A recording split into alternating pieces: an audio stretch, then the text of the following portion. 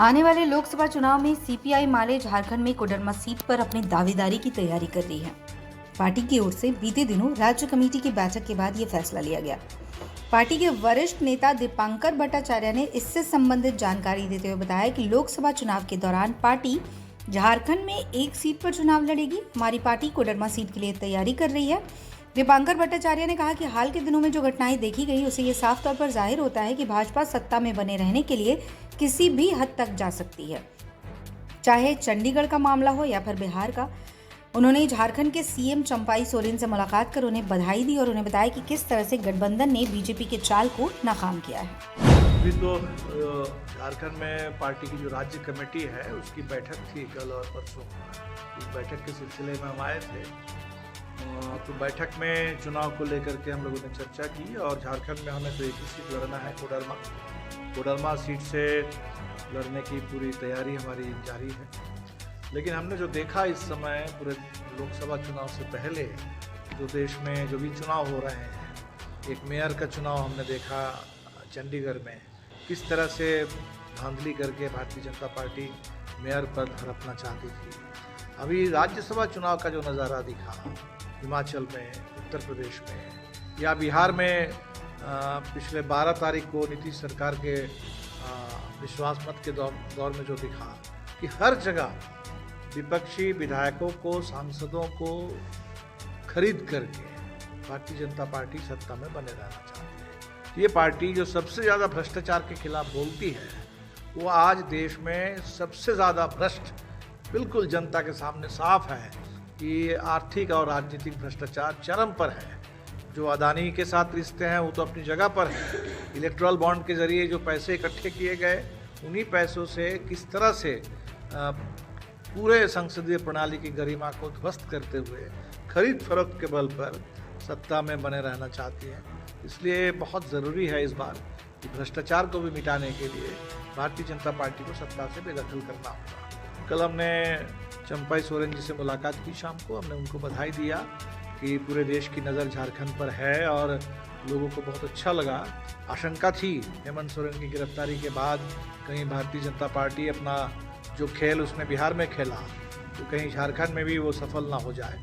लेकिन चंपाई जी के नेतृत्व में जिस तरह से झारखंड मुक्ति मोर्चा और पूरा गठबंधन यहाँ बिल्कुल मजबूती के साथ खड़ा रहा और एक नारा जो चल पड़ा है कि झारखंड झुकेगा नहीं, जो झारखंड का झंडा बुलंद हो गया, इसके लिए हमने उनको बधाई दिया। और बिल्कुल विधानसभा के अंदर और बाहर हम लोग साथ साथ चलेंगे और झारखंड के जो हक है केंद्र से लड़ करके लेना है और झारखंड के अंदर भी जो यहाँ जल जंगल ज़मीन का सवाल हो, इंसाफ का सवाल हो, हर सवाल पर हम लोग लड़ करके हक हासिल करेंगे।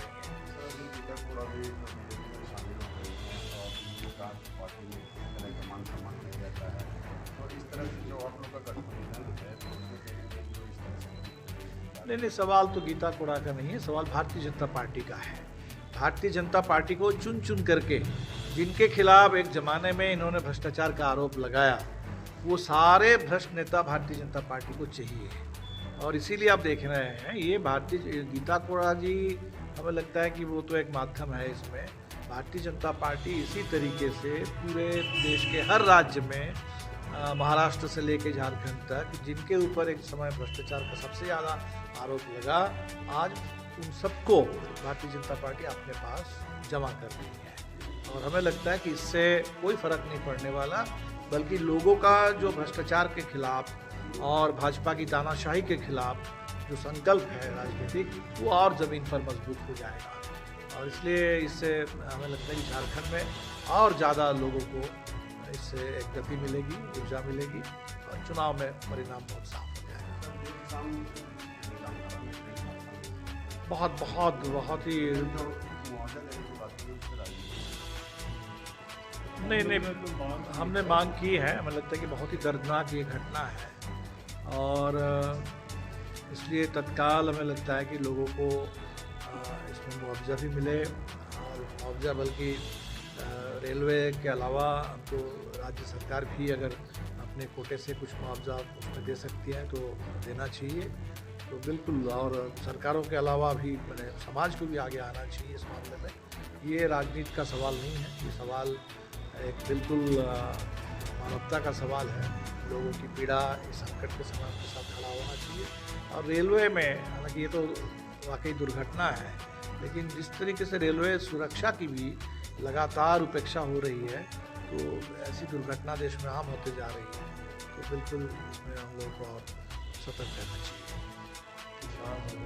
से जो किसान आंदोलन शुरू हो गया है, तो किसानों की मांग बहुत सीधी है।